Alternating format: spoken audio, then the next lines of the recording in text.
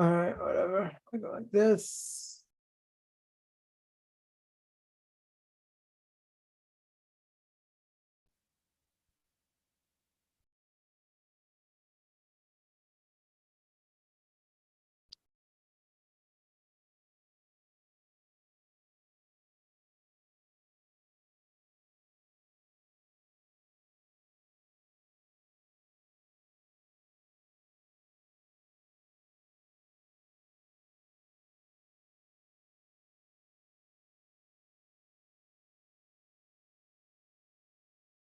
Oh, there we are. 1 second. All right, welcome everyone. Sorry for that delay. Again, want to welcome everyone to this Q&A. Again, want to welcome everyone to this Q&A.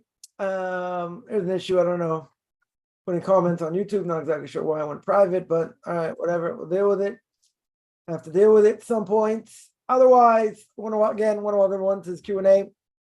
A few things that actually came up that we'll see if we get to both of them. One, and in both, I think really certain aspects of them, have to do with a whatever misconception, either misconception maybe from something I said, misconception something how the people, learned it or understood it or misunderstood it. But anyway, try and clarify a few things over here. One is there's a question about Tinok Shenishba. Somebody, a Jew, technically, we say that was taken captive by the non-Jews, right? So now the question is, what's their status? What are they liable for, right? So I would say it's like they grew up as a potato farmer in Idaho, right? No offense, anyone's a potato farmer grew up in Idaho, right? What do I mean? It means that they grew up knowing nothing about Judaism. Now, even though they don't know anything about Judaism, right? The question is, okay, they don't know anything about Judaism. What are they liable for? If they did a great Shabbos, would they be liable for a death penalty? Yeah, certain things more obvious that they would be liable for. At what level do we say they have knowledge? We say they don't know anything. Okay, so they don't know anything about Judaism.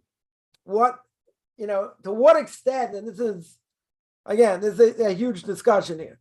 Yeah, to what extent do we say that a Jew does not have knowledge? Yeah, what level do we say doesn't have knowledge?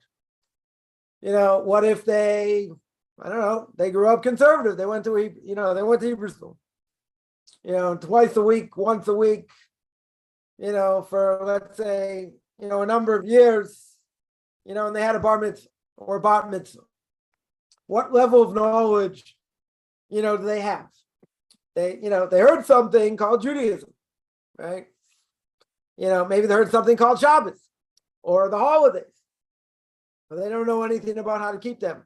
Or they'll say, the way the Orthodox keep them, which they probably never come in contact with an Orthodox Jew in general, right? But let's say they'll say, we drive on Shabbos, do other things on Shabbos. Most people don't care, right? They don't care. So the question is, there are a number of questions here. One is, what's the person's status? Do we say everybody today has that status of a Tinok Shenishba, that they don't know anything? So we look at them as like they did something by accident, not on purpose, even though we say that any transgression a person does is considered like a merit, like a rebellion, right? It's like a rebellion against God. That's really what it is, right? It's considered like a rebellion. So question is their level of knowledge or lack of knowledge. Now, there are a lot of different levels here, right? I want to go through, a little bit just so people understand the question. Let's go back to the question. How does God judge someone in the case of Tinok Shenishba, which we sort of explain what it is, until the moment they find out they're Jewish? Yeah. So the question's like this.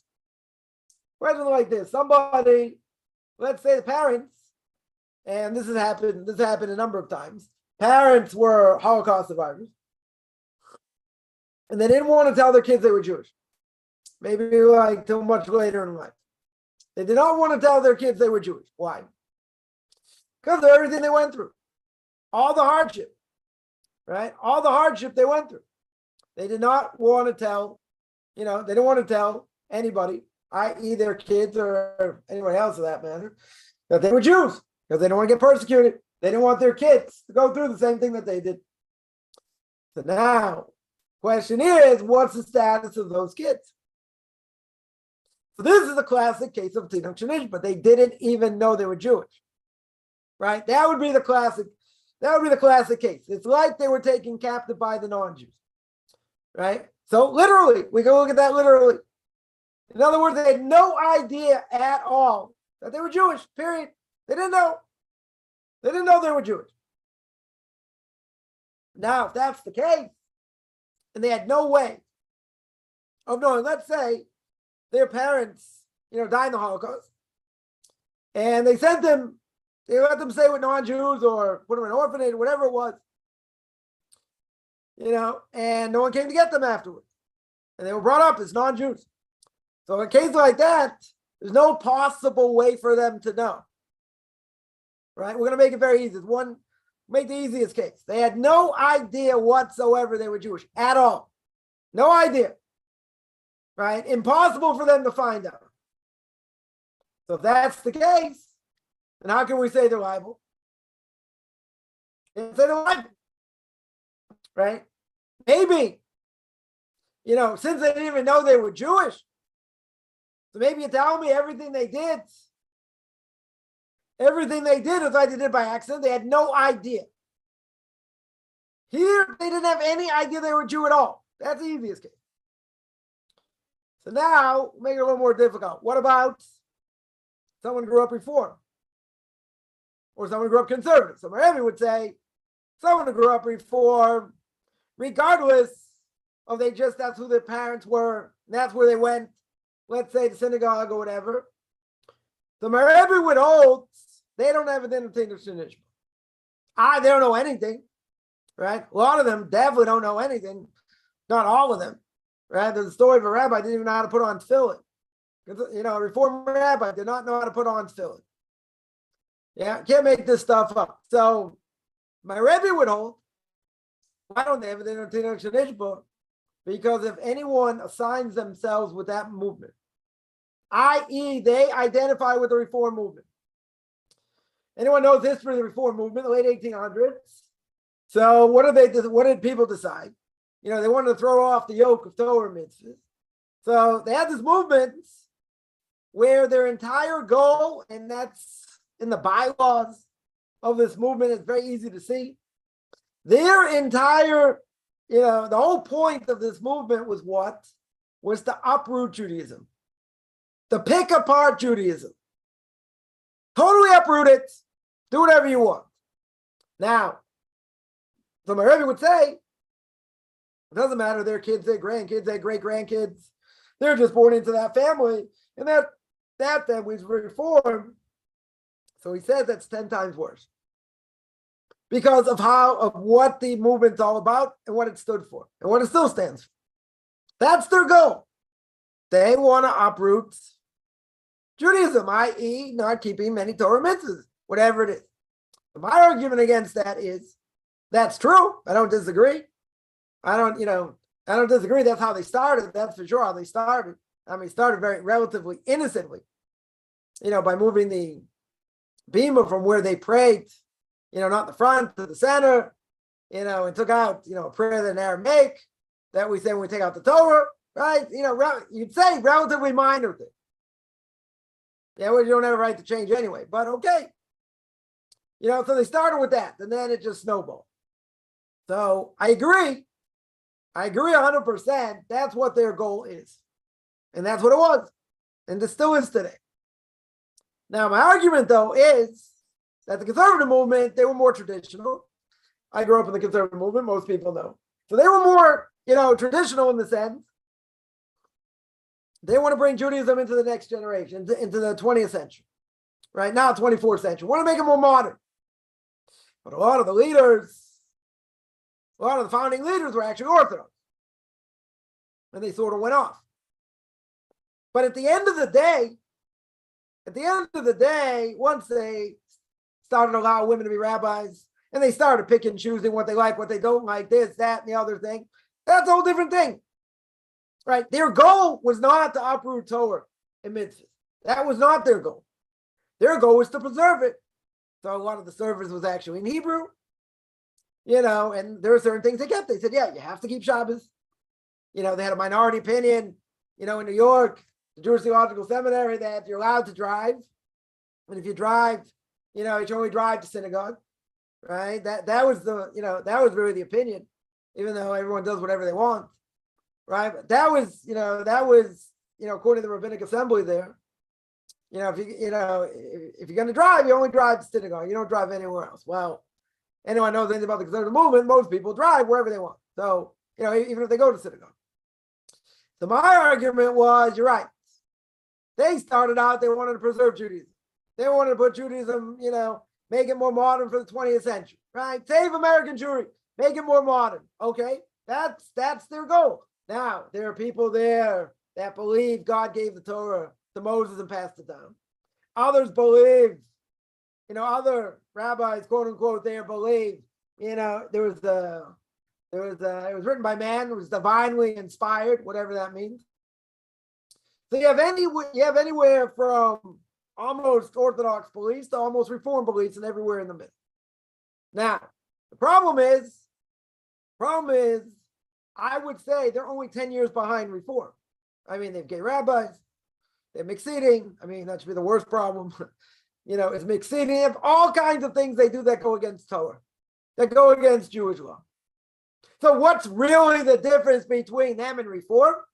So you say Reform is worse. How much worse are they? I can sit here and nitpick, for the next 3 hours and, say, what do some people do? The Reform movement, the conservative movement, what are their leaders, quote unquote, their rabbis hold, it's a whole hodgepodge. So my argument was, you're right. Although my Rebbe, I agree. The Reform movement started off their goal to uproot Torah mitzvah. Okay, that I agree. But what's the difference with conservative? They're not that much different. Today, they're not much different. They do the same stupid things. Okay, they have a little more Hebrew, maybe a little bit of Hebrew in their service, whatever it is, but they're no different. Maybe they're 5 years behind, not even 10 years behind. Yeah, so what's the problem? So the problem is, what do they stand for? So my Rebbe would argue, and they'd argue today, if I brought this up, and he said it doesn't matter. The grandchildren, great-grandchildren, doesn't matter. The fact is they don't have a din of Tinok Shenishba. Why not? Because of the movement they associate with. But they don't know. They were born into it. What's the difference? That would be my argument. There's no difference. They don't believe in anything, or very little, whatever it may be. If that's the case, they're not much different. Yeah, but so my Rebbe would argue, no. There is a difference. The difference is how they started. That's the difference. So the Reform movement started totally different. The conservative movement was more traditional. Started with Orthodox rabbis, and then everything seemed to go haywire. Right? And today it's a free-for-all anyway. Whatever they learn, the rabbis do whatever they want in the congregation. So you say difference of opinion. People do like this, people do like that, people do like the other thing. Fine. So my Rebbe would say, anybody in the Reform movement, they cannot have a din of Tinok Shenishba. Why not? Because their goal was to uproot Torah. It doesn't matter what they know. It doesn't matter if the kids don't know anything. They were brought up in it. They don't know anything. They don't know anything, but their goal is to uproot Torah. That's why they associate with them.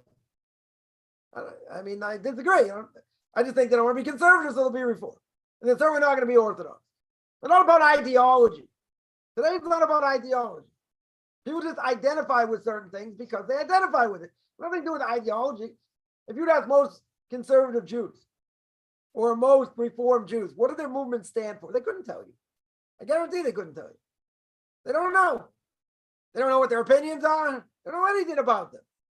The Rebbe would say, these kids, grandkids, whatever, in the Reform movement, they do not have the status of a Tinok Shenishba. They're part of a heretical movement. That the goal is to uproot Torah. So therefore, when they transgress, it's not we're going to look at them with kid gloves. In other words, they're doing things that's an absolute rebellion against God, and it doesn't matter if they never knew how to put on tefillin or not. It's a rebellion, period. That's what he would hold.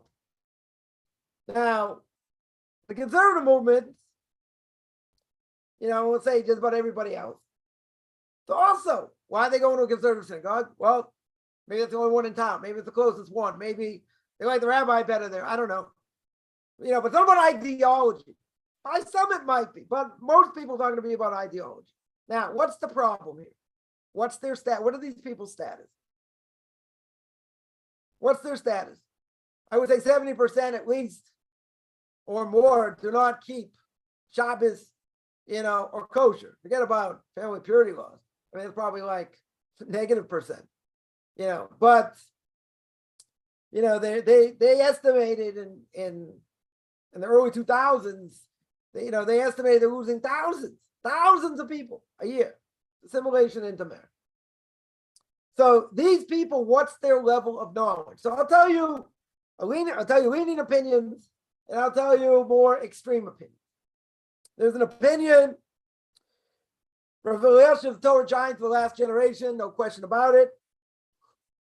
He was what we call the Posek Ador, the greatest halachic decider, the last generation. And he held, again,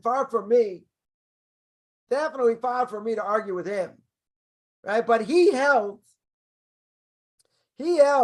that, and this is where I think sometimes confusion comes in, right? Someone mentions Herzl goes up through Torah also. You're right. It's going to mention that. Herzl had a great idea to save Judaism. He was the editor of some paper in Vienna. And his idea to save Judaism was to have everyone convert to Catholicism. He had one of his kids, a bunch of his kids convert, right? If you read, which I don't recommend, it's good bathroom reading. I mean, bad bathroom reading, right? If you read the Zionist State, right? That was a book that Herzl wrote. His goal, 100%. If we got Argentina, if we were to got Uganda, doesn't matter. He wanted a state of Jews, not a Jewish state, right? Not a state of Jewish law. He didn't want. That's what he didn't want. His goal was also 100% uproot Torah mitzvahs. But the problem here is Rav Elshev helps, which again is hard to understand, and I think because I've heard people make statements about this in a different context, which leads me to believe that it was totally misunderstood, and that is he held the most stringent opinion, which is as long as the Jew knows they're a Jew.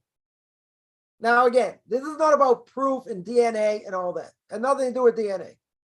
It has nothing to do with someone had a Reformed conversion 5 generations before, and about proof if they're a Jew or not. We're not talking about that.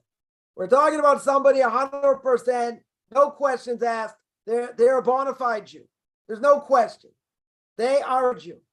And this person knows that they are a Jew. Now, they don't know what it means. And they don't know anything about Jewish concepts, Jewish practice. They don't know anything. The only thing they know is that they're a Jew. They were born a Jew. I'm not even talking about patrilineal descent.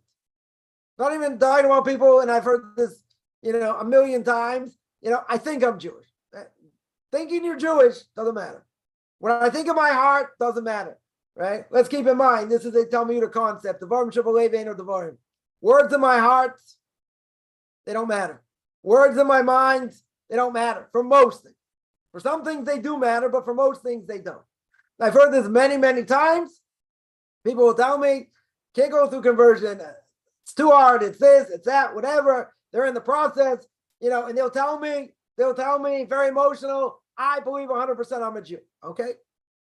And guess what I would tell them back? If you don't have proof, right? If you don't have proof or anything else, you can say you're 100%, you feel like a Jew as much as you want. You can desecrate Shabbos as much as you want. There's no limitation. Why is there no limitation? What's the simple reason there's no limitation? Because they're not Jewish. I'm not talking about when someone thinks they have information. And they're trying to verify it. I'm not even talking about that. I'm making a very simple case. Someone has no Jewish blood whatsoever. There's no reason to think they do. Okay. So if there's no reason to think they do, which they don't have, let's say, we'll make it very easy. So if they don't have any Jewish blood, they say, I'm Jewish in my heart and I'm more Jewish than most other people. Now, being more Jewish than most other people in how they observe Torah mitzvahs, that might be true. That very well could be true. I'll give them that. 100%. Yeah, it doesn't make them a Jew. A cardiac Jew in your heart doesn't mean anything. It doesn't mean anything. Does not mean, let's repeat that. That doesn't mean anything. Doesn't prove anything. So you can say, what's that feeling I feel? So it's a strong feeling that you want to be a Jew. I get it. Makes sense. Especially people feel, or they have proof that, that they actually are Jewish and they're looking for proof. I understand that. Right? I definitely understand it. Someone doesn't have any proof at all. They'll never come up with any proof, and it's not possible because they don't have any Jewish blood whatsoever. Doesn't matter what they feel in their heart. So someone's going to ask, what happens? What happens after 120 years? They don't convert. They didn't end up converting. So it depends. So it depends. What does it depend on? So I would say it depends where they're holding in the process. But at the end of the day, they didn't convert. They didn't convert. Bottom line. How's God going to judge them? Right? How's God going to judge them? Like a non-Jew. They didn't convert. They didn't convert. But what about they tried, they this, they that? Okay, God will judge it how he's going to judge it. But somebody like that 100% can desecrate Shabbat as much as they want. That's a JIT. It doesn't matter. It doesn't matter. There'll be someone investigating their lineage, let's say. And now they have proof. Let's say they have proof. So if they have serious proof, then the rabbi is going to tell them, okay, you got enough serious proof, and we look at you like a Jew, you cannot desecrate Shabbos now. You're not allowed to desecrate Shabbos now because it's ample enough evidence that we think you're actually a Jew. Yeah. But until that's the case, they haven't proven anything. So the status is a non-Jew. Status will be a non-Jew. Now that being said, says Rebbe Yosef, if a person knows that they are a Jew, a bona fide Jew, no doubts, mother's Jewish, grandmother's Jewish on the mother's side, all the way through. There are no doubts. If there are no doubts, person's a Jew. I don't have to go looking for doubts. Right? I don't go back 20 generations. Well, maybe he's not Jewish. No. There's such a thing called the chazaka. If I know that the person's Jewish, and his mother and mother's mother and this and that, and there are no questions, what do I have to make problems for? We don't look for problems in Judaism. We got enough. We have enough. We're not looking for issues. Yeah. So what if it comes back to bite you, find out 15 generations before? How's God going to judge that? Who says I have to look? Nobody says I have to go that far back. I don't even go back 10 generations. If it's known your mother's Jewish and your mother's Jewish, your great-grandmother's Jewish, and there are no doubts, that's it. I have to look for problems? I have to look for problems. Right? Once a person has what we call a chazaka, it's verified. This is verified. I don't have to do anything else. Right? And this is relevant to like 150,000 cases in Judaism, in all kinds of things. Comes to marriage, comes to divorce, lots of damages, across the board. This idea of a chazaka, if someone's known to be X, Y, and Z, unless it's proven the other way, we leave them with their status. We don't go looking around. That's not what we do. But it applies to everything. Right? Give an example. Person squatting on someone's field, for 3 years. So the Gemara says, Mishnah says 3 years. No one came and tried to throw him out. Then it says, why? Because so they gave him a certain amount of time, the family a certain amount of time, to say, hey, what are you doing on my field? What are you doing in my house? That's my house. Right? So what's the answer? Someone didn't come. Nobody came. So you might say, well, they're out of town. They couldn't get there. It would take them 3 years to get there. Okay, there are different scenarios. where someone would be able to have a good claim and knock the person off. But if 3 years go by, normally people are going to talk. Yeah, word will get back to the owner of the house that someone's squatting there, that someone's living there without permission. Yeah, so you have a certain amount of time. If within that time, nobody comes, no one makes any claims, no one says anything, and the person living there, it's theirs. Why? We have a thing called the chazaka. Chazaka means we leave it in that status because no one came to make a claim. But this applies to, again, so I said 150,000 things. It applies, so, anyone who's learned Gemara knows, it applies all over the place.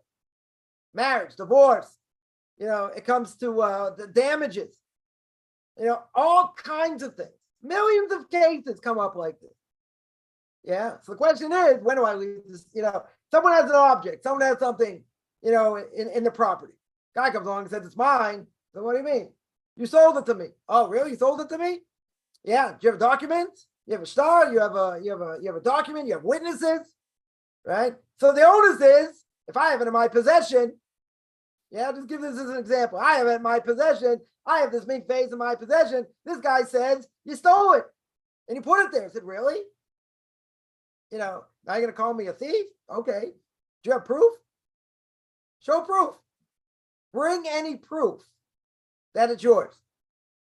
Oh, you don't have any proof? So then that person to go to rabbinical court in order to get that mink vase out of my possession has to show proof. He's got to have a good argument why it's his. You take something to somebody to get fixed. Yeah, you take a person took his phone to get fixed. So person goes to pick it up and the guy says, it's not your phone. It's totally not your phone. So what are you talking about? I brought it here, you fix things, whatever. He says, no, right? So who's right over here? Again, it's going to depend on the circumstance. They're going to say, but what's it doing in his possession? What do you mean it's his possession? He's there to fix things. That's why it's there. I didn't give it to him. He says, oh, what do you mean? I got two witnesses. Says you gave it to me.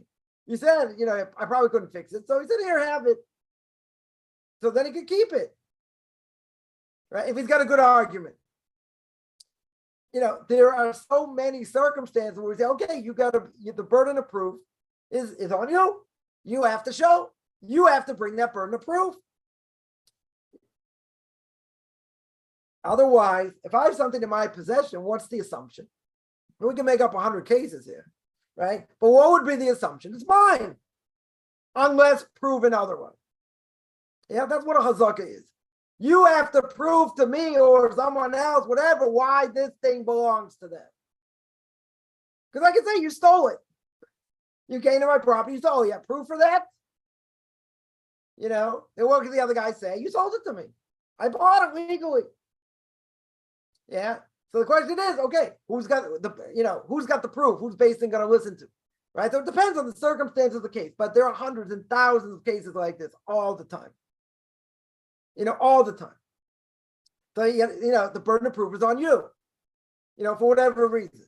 So now, if you don't have the proof, could it be you end up losing the thing because whatever reason, technicalities or other things? Could be. Could very well be. Right, but obviously, Basin knows what's going on. They can surmise the situation. But at the same time, if I have something in my possession, someone's got to prove it's not mine, or the circumstances, or whatever the case is. That's what a chazaka is. So when it comes to, we'll give another example about death. Let's say, and this is extremely complicated, but let's say, by the World Trade Center, how did they verify and allow women to remarry? What was the criteria? One of the criteria was there had to be a witness, somebody, there had to be evidence that they saw their husband go in the building. And one, that he's actually physically there. It could be she's on the phone with him, while he was there, something. They had to show some evidence. That's just one aspect. Yeah. They had to show a certain level of evidence that he was there. Because he didn't show up after the collapse of Twin Towers. Yeah, if he didn't show up, how can you get married? She doesn't know where he is. Maybe he disappeared, maybe he ran away, yeah, maybe. Yeah, but that's where he worked. That's where he was, right? So now they have to base on certain evidence. This is, just as complicated as allowing women to remarry after World War II. There's certain criteria, like, how do you know your husband died? Well, he went to Treblinka, or he went to, Auschwitz or whatever, and that's the last they heard of him. There are cases, there could be cases where someone turned up, so to speak, but they whatever. This is extremely complicated. Extremely complicated. So first of all, you have to have big shoulders to answer these questions. Second of all, you have to know what the criteria is. What the criteria is. It has to be verified, right? Just like anything else, it has to be verified. Now, if it's not verified, if you don't, if you don't have enough evidence, one way or the other, this woman cannot get married. Why not? Because you don't have enough proof to say the husband's dead. Maybe he ran away, maybe escaped, maybe, who knows? Yeah. But if you have certain criteria, you say, okay, people went during this time, went to Treblinka, went to Auschwitz, whatever. None of these people came back. It's probably a good assumption, that person didn't come back either. But whatever, you need enough things to put together in evidence to show, to allow that person to remarry. Right? But yet, Ramosha Feinstein, the Torah giant of the last generation, he answered all these questions in America. Yeah. He knew all the criteria, whatever, and he investigated, and he said yes, no, this, that, whatever it was. So when things have to be verified, they have to be verified close to 100% or as close as you can, and in order to permit something or take money away from someone, in a rabbinical court, something like that. It can't be an hearsay, right? You need testimony, you need proper witnesses. You don't have proper witnesses, just throw the witnesses out, right? If they're known to lie or they've done other things. I mean, a lot of these things, as we see, there are a lot of questions need to be asked. A lot of questions. So if someone could say, right, I don't want to get too far off topic. Someone could say, but if I don't have the evidence, I'll find the evidence. Who says you have to go that far? Who says you have to dig that far? It's like evolution. I have to look for all the evidence, try and find the missing link. Yeah. If a person doesn't have enough evidence, they don't have enough evidence. You might find in 20 years. Okay, but what's the status now? Right? What am I allowed to do now? Do I have to break Shabbos or I don't have to break Shabbos? There are repercussions, tremendous repercussions. Again, someone wants to investigate, they can. It's not a question, well, I'll find out and I'll find it, or I won't. You won't. But the problem is that we are not looking for problems. A funny statement, no? We are not looking for problems. We're not interested in what happens 20 years down the line. What happens 5 years down the line? Yeah. Personally can investigate. Not saying they can't, they certainly can. Right? If they want to.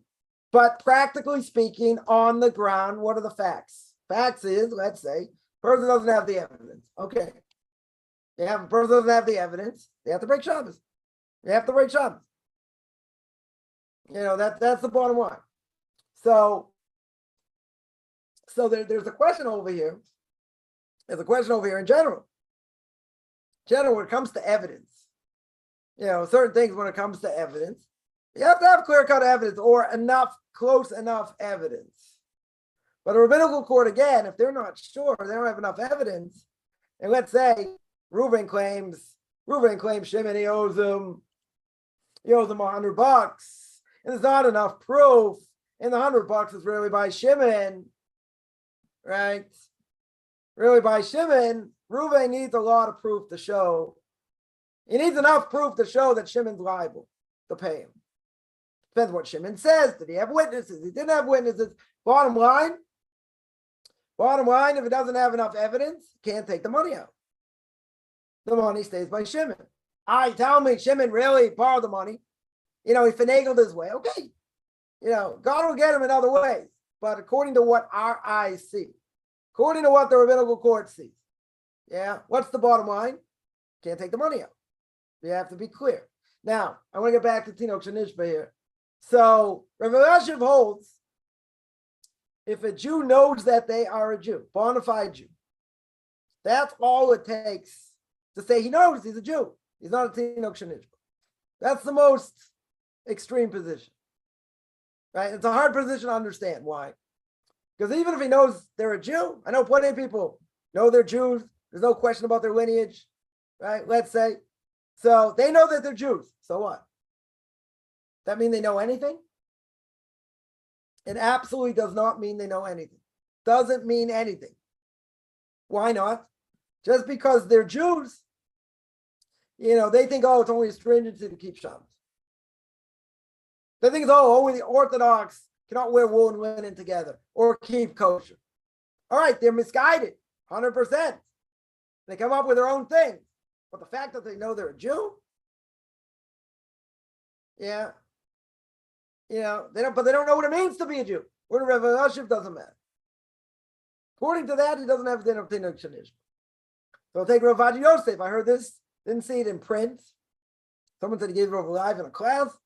I don't think I ever saw it in print. I don't think they ever showed it to me in print. According to Rav Adi Yosef, blessed memory, right? He was a Sephardic Torah giant of the last generation. Certainly according to everybody. No question. He claims that if a Jew walks into a synagogue meaning any synagogue, Reform, conservative, doesn't matter. Once they've walked into a synagogue, they don't have a din of Tinok Shenishba anymore. That's also hard to understand. I know plenty of people walked into Reform and conservative Judaism. They don't know in a synagogue. They don't know anything about Judaism. Nothing. Even what they think they know, they don't know. So again, this question is a little bit complex. So most people today, it's rare. It's rare to find somebody that has not been in contact, doesn't have a family member or knows of someone who's an Orthodox Jew. But at the same time, even if that's the case, they still don't know anything about Judaism. They don't know anything. So today the question is going to be someone who's Tinok Shenishba, someone who has that status. So they never learned anything in their life. They desecrate Shabbos in public. If there was a temple today, the person got warned. There was a temple in Jerusalem. What would their status be? Death penalty. You can tell me they didn't know. They thought Shabbos was this, was that, was the other thing. Well, it doesn't matter. Right? They get warned. They're dead. Somebody who intermarries. Probably worse than you can do. Right? A person who intermarries. Yeah? Also death penalty. So most Jews, that they belong to a synagogue, they understand, you're not allowed to marry non-Jews. They'll say different reasons why it might be okay, but deep down they know it's wrong. Okay.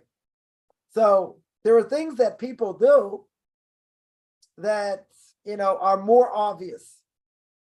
Even if they're demented and they think that, well, this thing is like this and it's like that, and I don't have to, and Shabbos is only for Orthodox Jews, not for Reform Jews, not for conservative Jews, whatever it is, but they've heard of Shabbos. They're just totally misguided. What's their status? Status is Tinok Shenishba, right? But there's death penalty.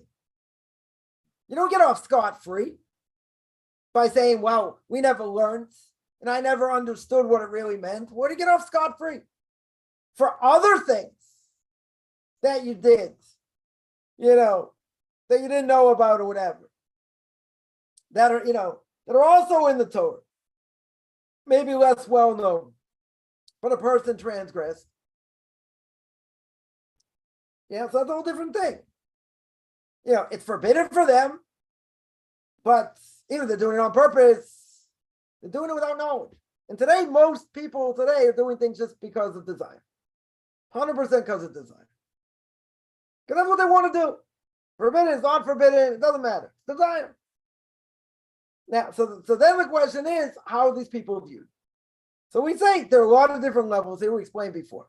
But the point is, somebody who's liable for more severe prohibition, just because they grew up as a potato farmer in Idaho, right? No offense to anyone who's a potato farmer grew up in Idaho. Just because they grew up in such a place, who says it did something so severe, they get off like they did by accident. There are certain things, no. Shab is one of them. Being homosexual, being another. Intermarriage, immorality, adultery. There are certain things that just because a person wasn't brought up as a religious Jew, and they don't really know that much, certain things they're going to be held accountable for in a major way. But other things, probably most other things, they'll be guilty, but the guilt will be like a slap on the wrist. That's what it'll be. It'll be 100% like a slap on the wrist, right? They'll get punished. Don't get me wrong. They're going to get punished, but it's not like they're doing it on purpose. But they are, and they think that. Doesn't matter. That doesn't matter. That doesn't matter. There's a few other levels in between.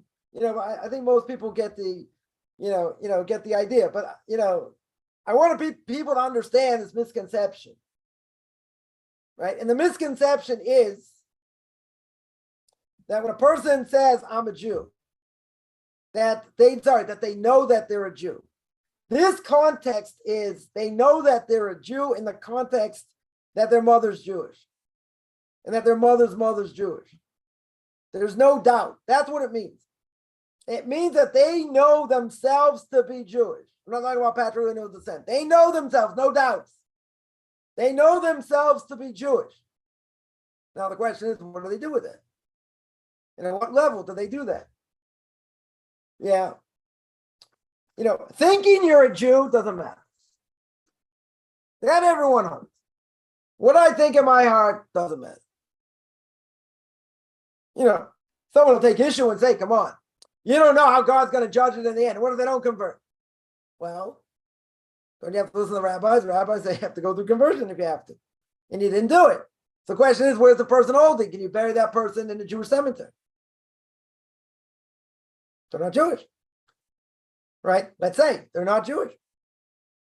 Or they couldn't prove it. Yeah, and they didn't convert before they died. So they say, God knows, right? God knows. He knows what's in their heart, true. But did they do what they needed to do or not? And if they didn't, again, I'm going to give another example. Give the World Trade Center's example. Someone came to my Rebbe, called him up and said, I want to say the blessing for being saved from a miracle. He said, why? He said, because I was supposed to be at the World Trade Center, that day, and I wasn't there. I wasn't there for different reasons, whatever. So I want to make this blessing. Somebody asked him, he said, were you there? He said, no, but he went to the whole thing. I should have been there, and this happened, that happened. Rabbi asked him again. He said, did you actually step foot in the building? Did you get within even walking distance of the building before it collapsed? No. He said, you can't make the blessing. You weren't there. It didn't happen.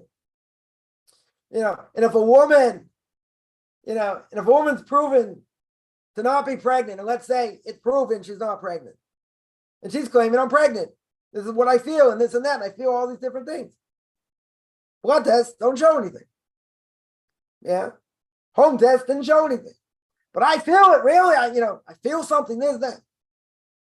Either you are or you're not. You can say, well, it's not so black and white. There are things that have to be done, practically speaking.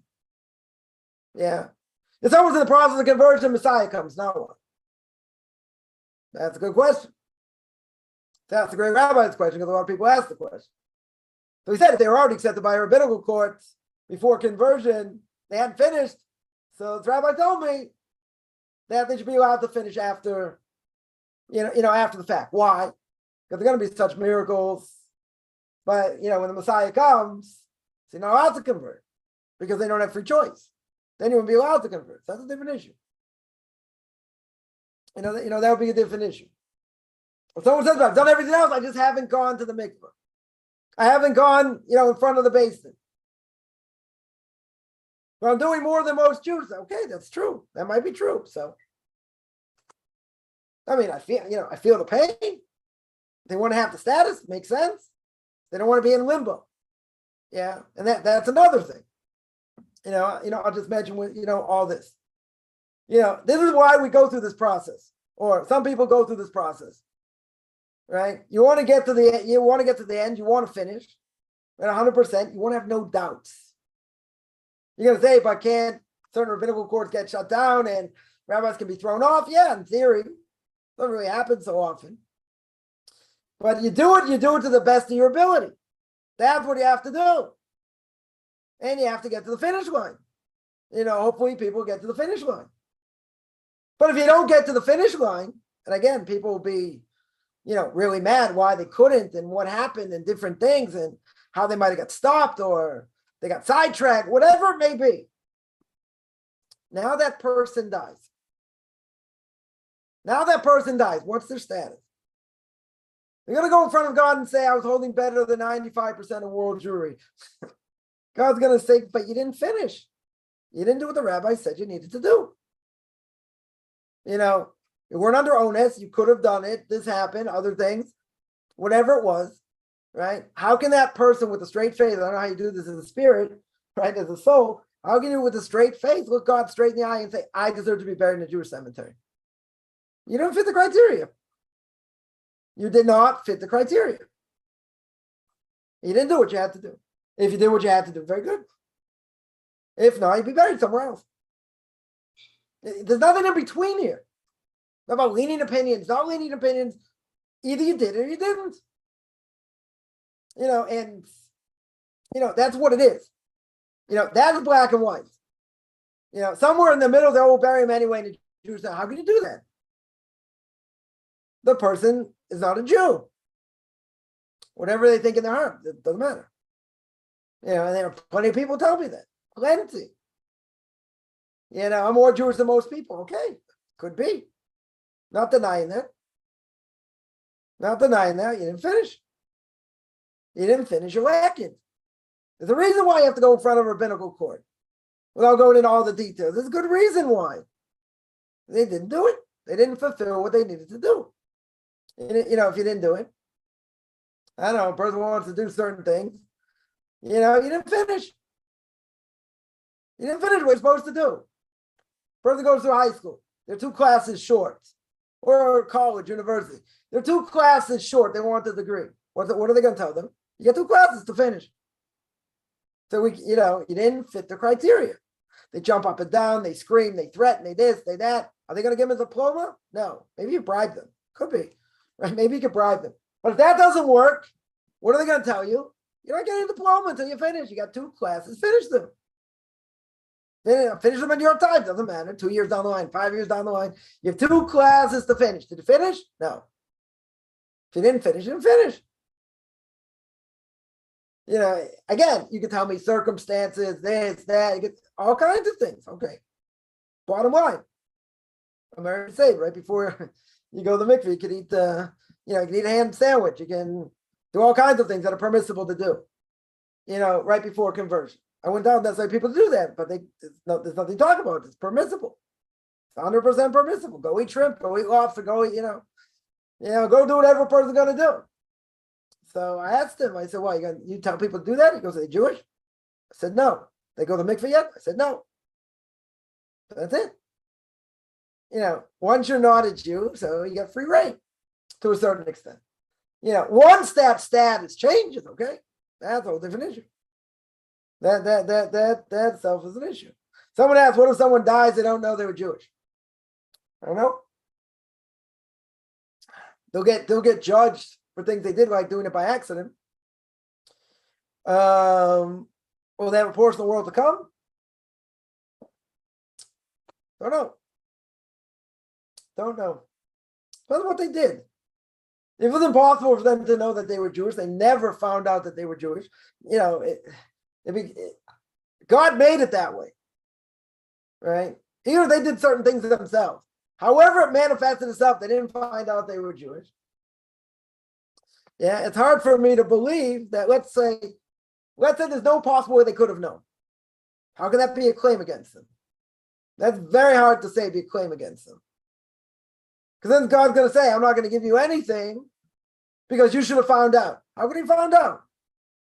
Right? Again, we're making it easy. The person never could have found out whatsoever. They couldn't have found out. They couldn't find out God's going to throw the book at them. And say, well, you watched the portion of the world to come because you were a Jew. So wait a minute. How could I have known that? If God said you could have known, you just didn't want to know, or you didn't want to find out, or, God shows that movie, he says, okay, stop it here. I'm going to explain to you now what happened and what you should have done, what you could have done, and the information was there. You didn't want to take it. That's on you. That's totally on you.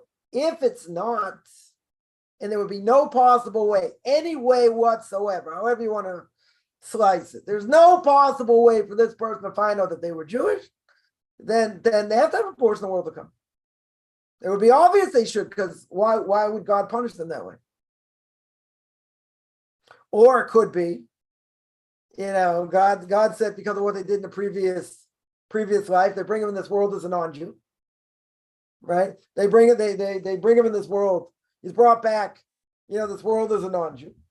Right? So how would that non-Jew now know that they were actually a Jew in a previous life? They wouldn't. They wouldn't. But we're not even talking about that. We're talking about someone who was born a Jew. They never found out. So again, it's hard for me to believe that in such a case, God's going to say, well, you don't deserve a portion of the world to come because you could have found out.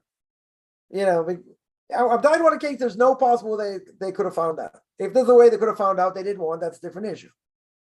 Right? That's a different issue. Someone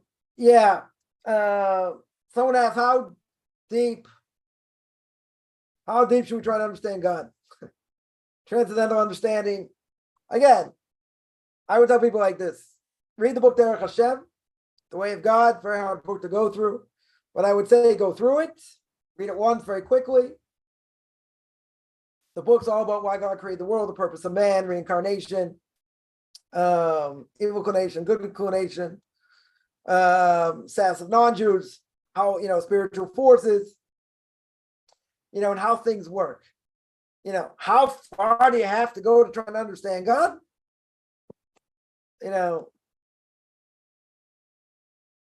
Depends on the depth of a person.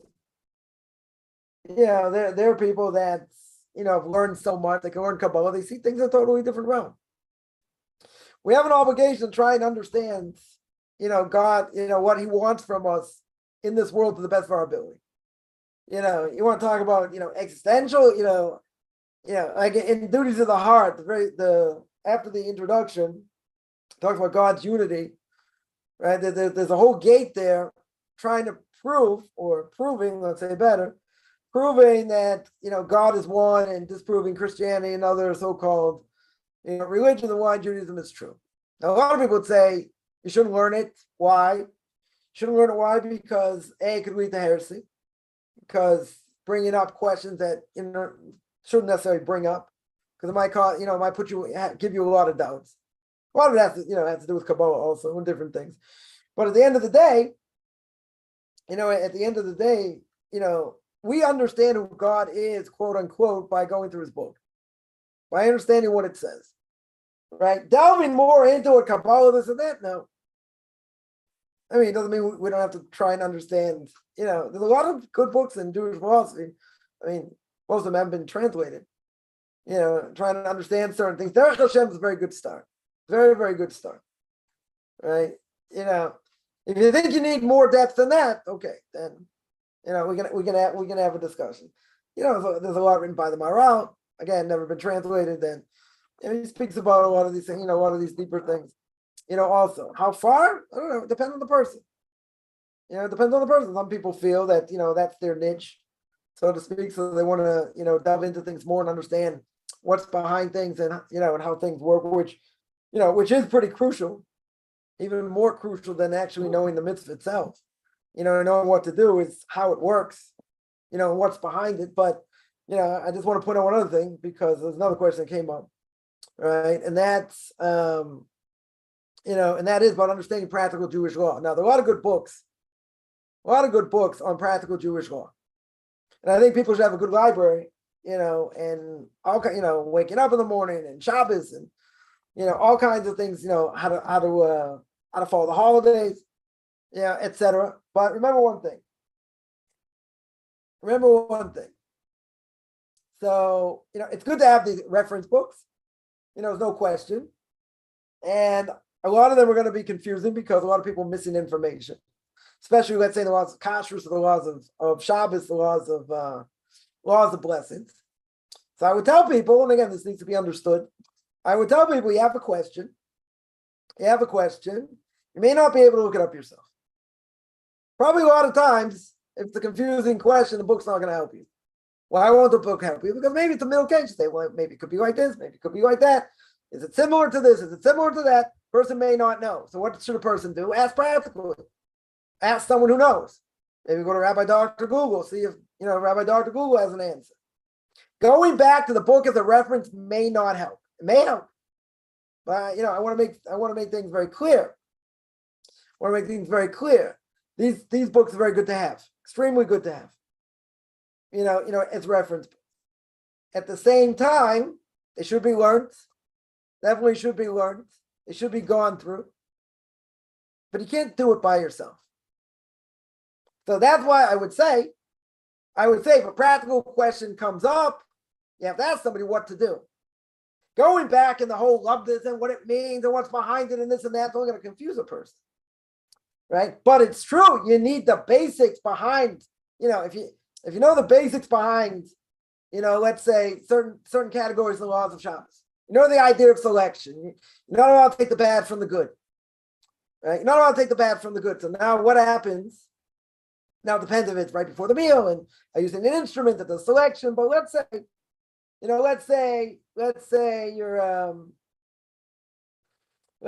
eating a piece of meat and there's fat on the meat. How do I take off the fat? If I take off the fat, it's like I don't want it. Right? So I'm taking the bad from the good.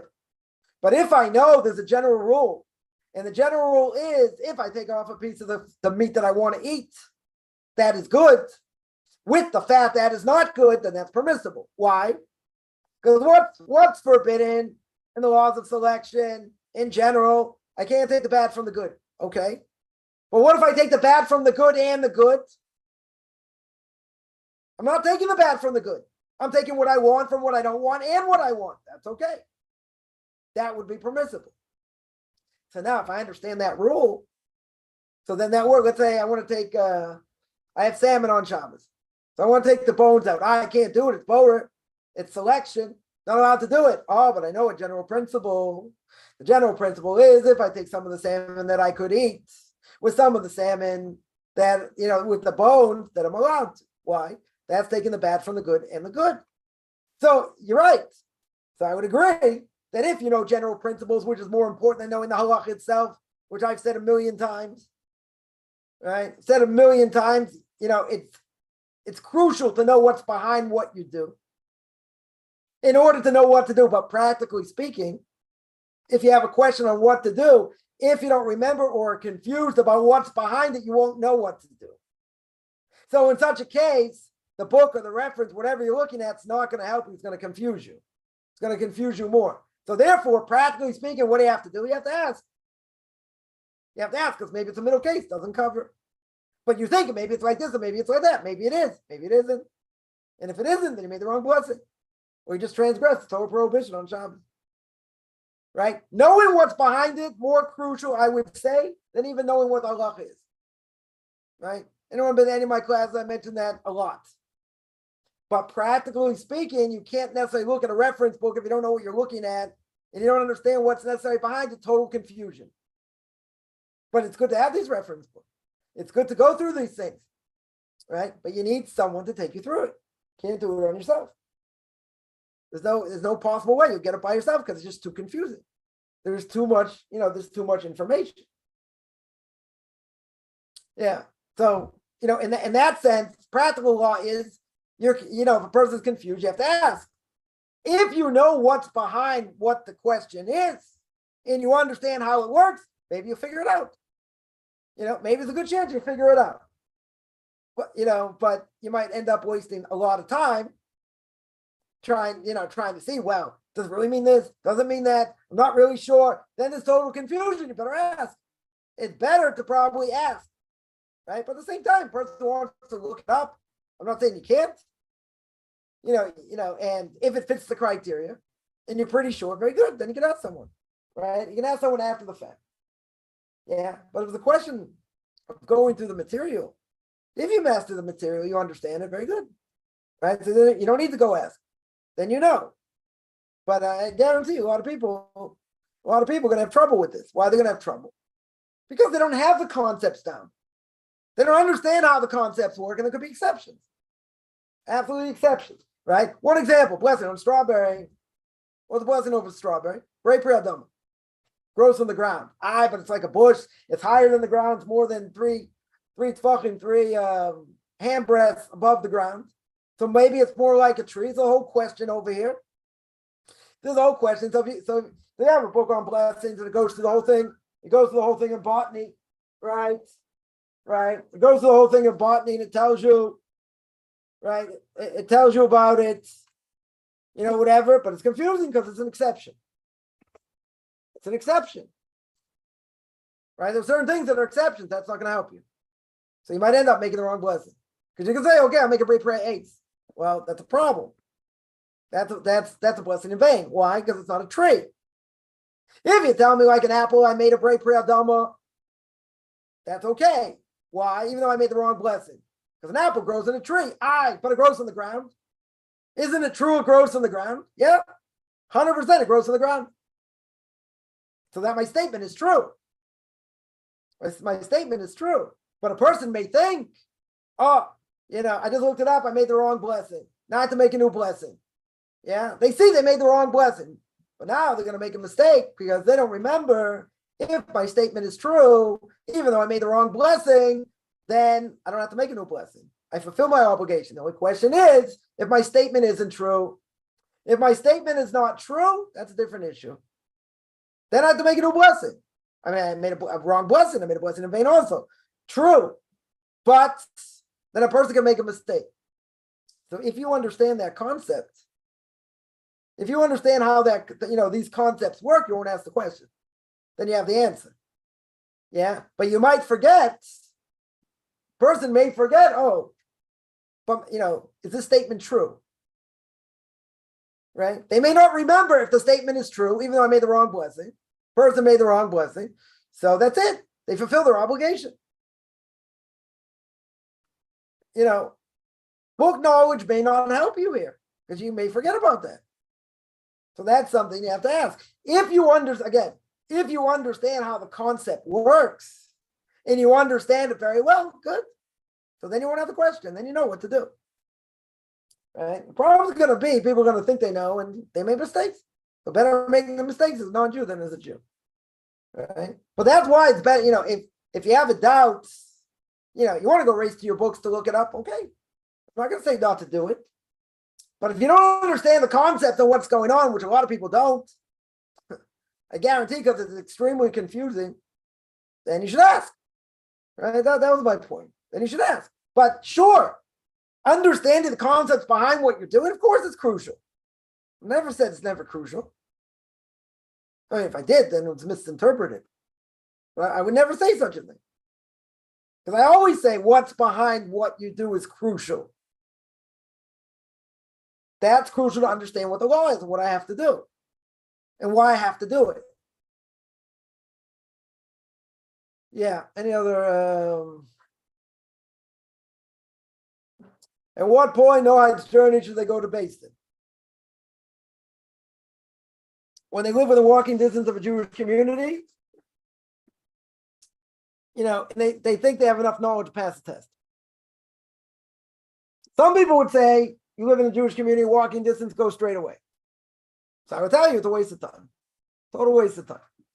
Because they're going to tell you, when you hang out for Shabbos, what are you doing with this? Be in contact with us every 2 weeks. Not going to help you very much.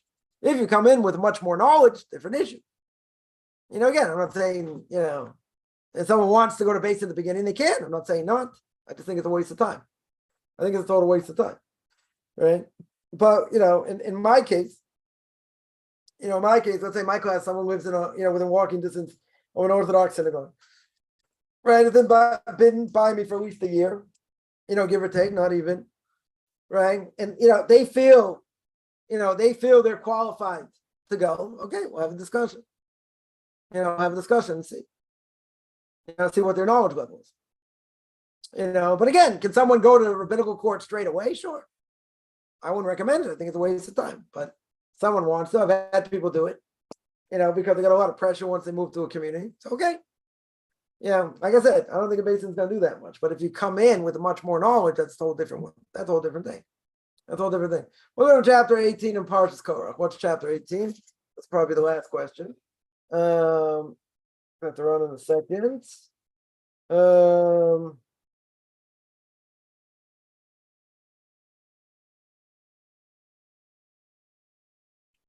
Well, this whole thing, because it came out against Darren. Yeah, it came out against Darren over here. And now there's a whole thing about safeguarding what they're supposed to do. Right? Safeguarding exactly what they're supposed to do. Right? Verse 5, it says you should safeguard the charge of the holy and the altar. The Levites are sanctified amongst the Jewish people.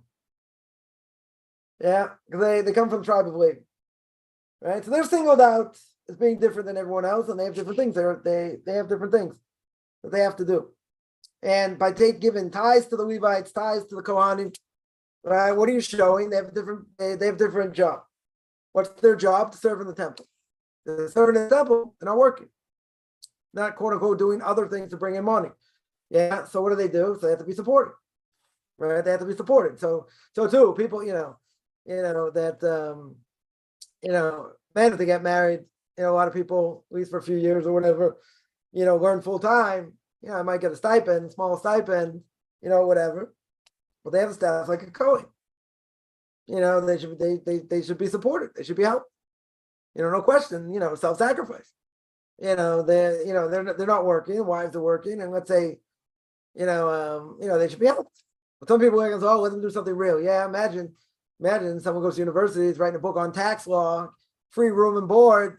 They're paying all expenses. Oh, he's not a sponge. He's not a parasite on society. He's not taking gifts from people. What's he doing? He's writing a book on tax law. Yeah, that's insane. Right? That 100%, I would say, that I would say is insane because people don't respect it. Someone's in law school, someone's in medical school, and they're getting help and this and that. Oh, that's different. They're doing something for the world. You're a lawyer, someone's a lawyer, someone who's an accountant, someone's a doctor, that's respected. That 100%, that's respected. Oh, you're sitting learning these ancient texts, don't do anything for the world? That's a different issue. That's a totally different issue. And how are you going to have rabbinic scholars if they're not helped? How are you ever going to have rabbinic scholars? You won't have them because they have to do other things, so they should be helped. 100%, they should be helped. So God's singling out the Levites, no question. He's singling them out, saying you have extra things to do than everybody else, you and the Kohanim. You have extra things to do. All right, and singling them out. Yeah, I got to run, so I'm going to stop here. I do this every Tuesday and Thursday. 10